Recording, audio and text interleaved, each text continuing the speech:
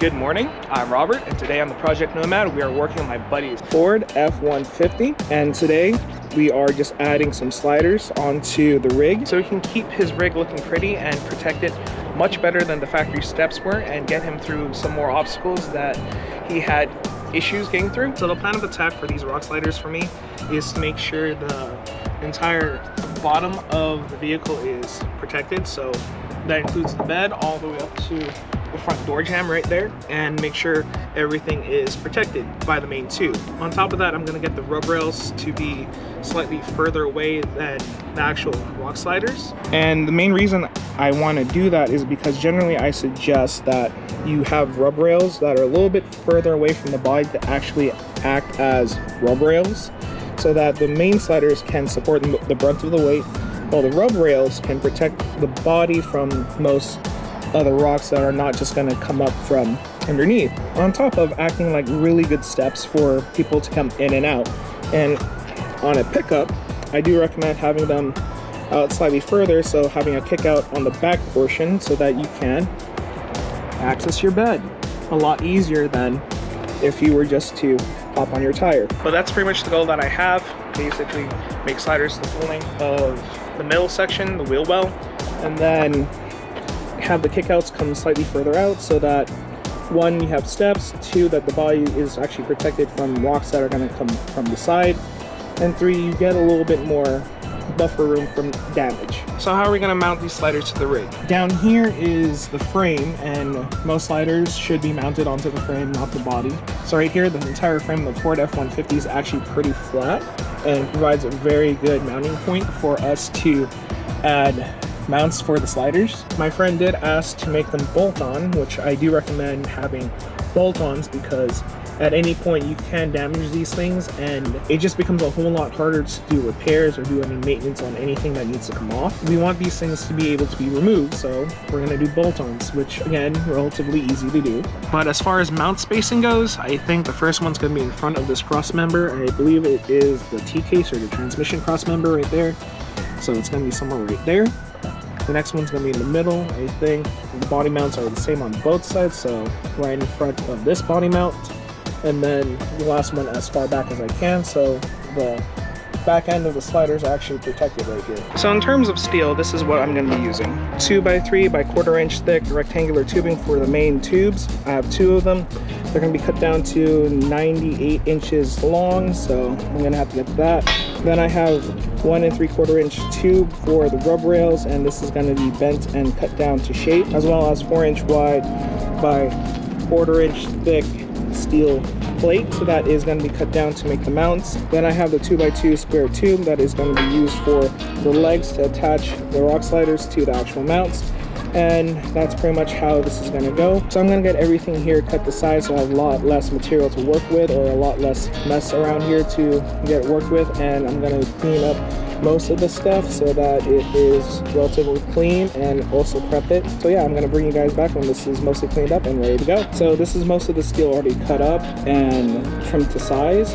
I have yet to do the actual tubing, but most of the main square tubing or rectangular tubing is done. I did cut down the main tubes down to 98 inches long, so that's how long it is. As for the legs, I have cut it down to 12 inches long, so a foot long, and I have 6 of them, so 3 on each side, and that matches the amount of plates I have here. These are the mounting plates that I have. I cut them out from that long 4-inch strap.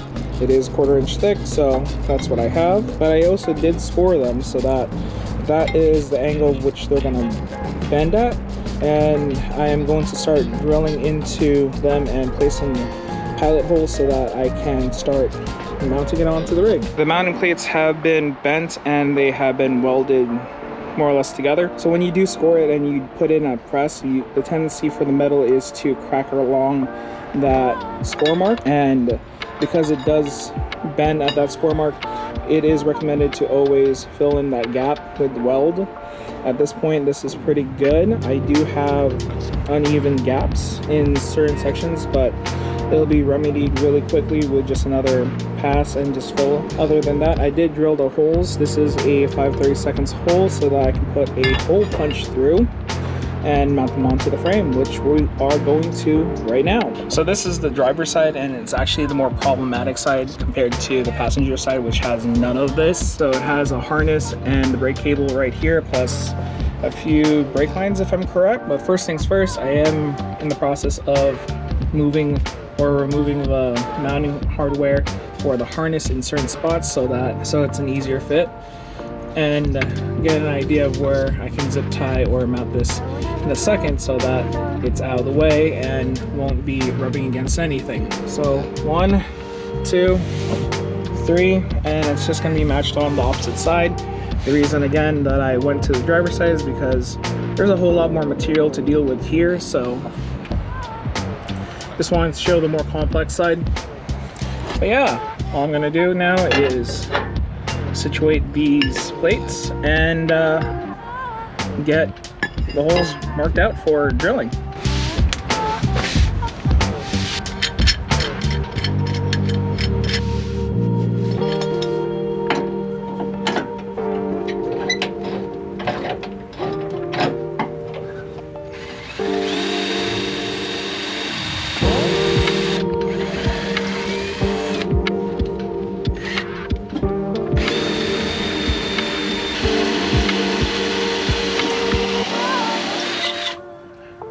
I got the holes drilled out to the proper size for me to get them drilled and tapped. So what I'm going to do now is actually get them tapped with the self-tapping bolts. After that, I'm going to take these 3 guys and then open them up so that the 3/8 bolts will be able to slide in there rather nicely, but not too loose, so that it still has that good grip on it. So that's what I'm going to basically do right now, and then I'm just going to repeat that on the opposite side where I have almost everything set up over there. I got all the mounts drilled out to the proper size. This is one of the bolts that I'm using to mount up onto the frame, and it should fit rather loosely considering that it does have a biting cap. So when you actually tighten this thing on, it will actually cinch down onto the frame and sandwich the actual mounts. But now I'm just gonna get all this stuff welded up. I'm making sure to keep an eye on which one's which so that I can just mount up everything correctly. But I do believe it's gonna be time for me to actually start attaching the legs to the individual mounts here, and these are the legs that I showed earlier. But at this moment, I think I am actually gonna go clean some of this stuff up and make sure and get rid of all the sharp edges on all the sides and make sure everything is good at this point. I got the mounts pretty much cleaned up. I did round off the edges a little bit more as well as the corners, so it's more or less smooth at the moment. On top of the main rails, I did cap them and I did smooth out the edges, so the caps are good and these things are ready for mounting. But since the frame mounts are ready, I decided to make a little bit of a jig here so that I can get the frame mounts and the legs mounted up. And I just took the flattest sides I could and just got it butt up against the frame, and it is centered left to right about 1 inch because this is a 4-inch plate, so I have 1 inch on both sides. And I got it as straight as I possibly can with all the pictures that I have, and then locked into place. So I'm just gonna basically put a tack on all 4 corners and then start laying down beads so that this is ready to go. And that's basically what I'm gonna do for the next couple of minutes here.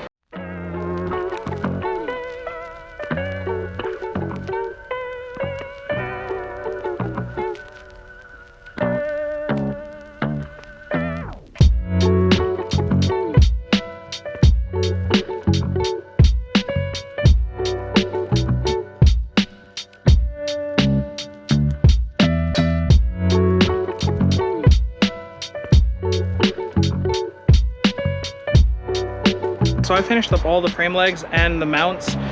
All of them are together right there. But it is late, so I'm gonna call it right here. So I'll catch you tomorrow. So it's the next morning. We have all 6 legs pretty much done, and they have been all buttoned up. I do need to grind the bottoms still, but these things are essentially ready to go, and I'm just gonna mount these things up onto the frame and actually start getting functional rock sliders onto the rig.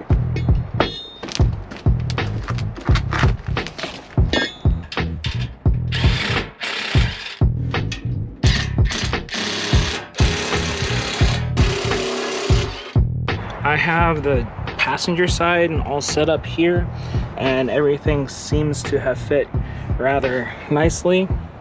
And these things are pretty solid here.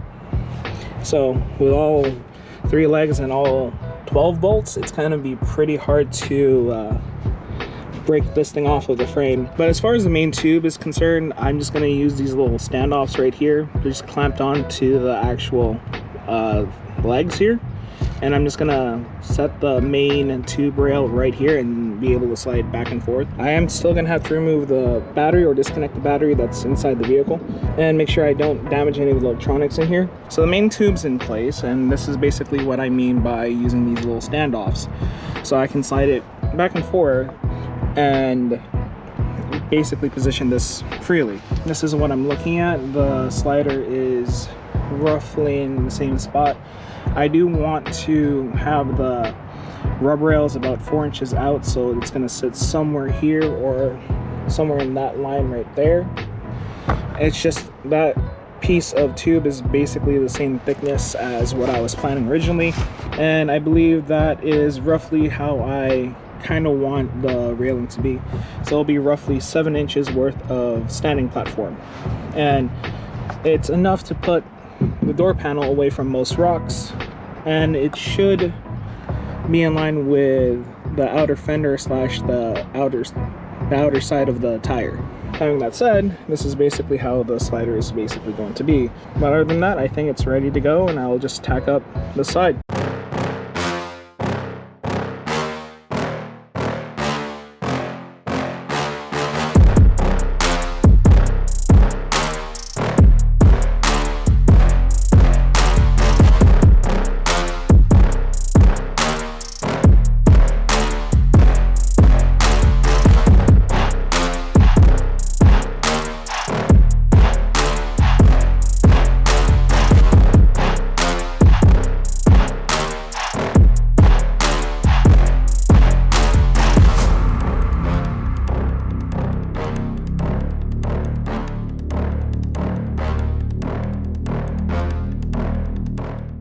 Okay, it's the next morning. I got both sides welded up fully, and I did grind down the very tops and bottoms so that it looks a little bit cleaner. I know there's one leg that's a little bit out of spec, but it's still suitable, but everything else has been ground down flat.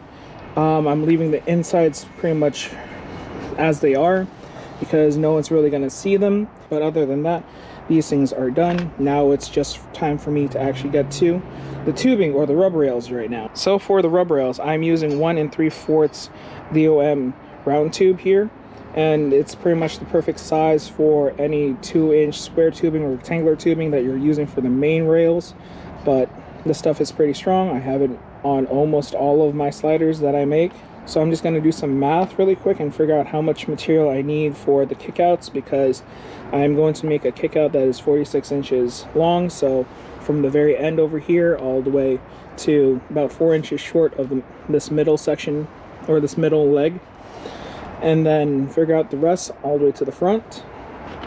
But yeah, I'm just going to do some math, get this thing cut out, put into a bender, and then get everything mocked up. I got the kickouts bent up right now, and they look pretty good for a fit. It's also trimmed down already because you get the 90 and then I still have to trim off so it matches the spacing that I need it to have, and this is roughly 5 inches out. What I'm working on right now is getting some little support brackets that go in between. So I'm taking some scrap tubing and then cupping it so that it'll just lay in between perfectly, and I'm just gonna have that done before I start working on the actual rest of the slider rub rail, because once I get this in position, then I can figure out the rest of the measurements from there. Hopefully I'll be done before the end of today, but if not, I'll show you in the morning how it's supposed to look like, because I'm going to tack everything in, or for the most part just weld everything in once everything is set up.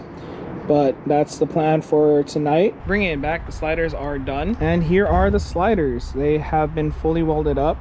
The main rails and the rubber rails are fully welded together, but most of the welding splatter and the welding residue has been cleaned up from the sliders. The only thing that's really left for this thing to do is get it scratched up, but that's not going to be me because I'm not the one who's going to be painting this.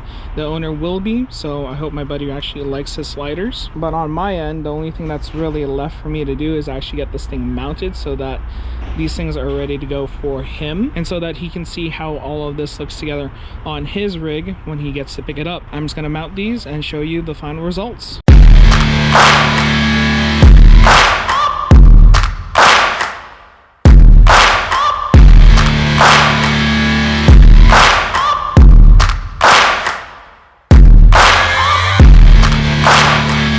Well, here are the sliders in broad daylight. The sliders are fully mounted up.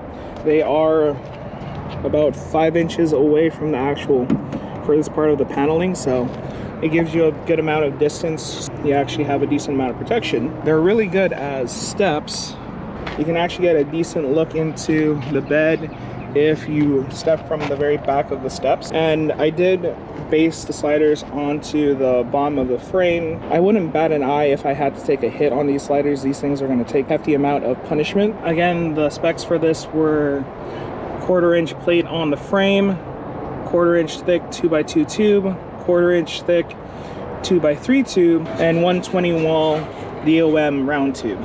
So this stuff is pretty stout in itself. I highly doubt this is gonna bend. So for making a set of DIY sliders for a rig that normally doesn't have aftermarket support for rock crawling, this wasn't too hard of a project to do.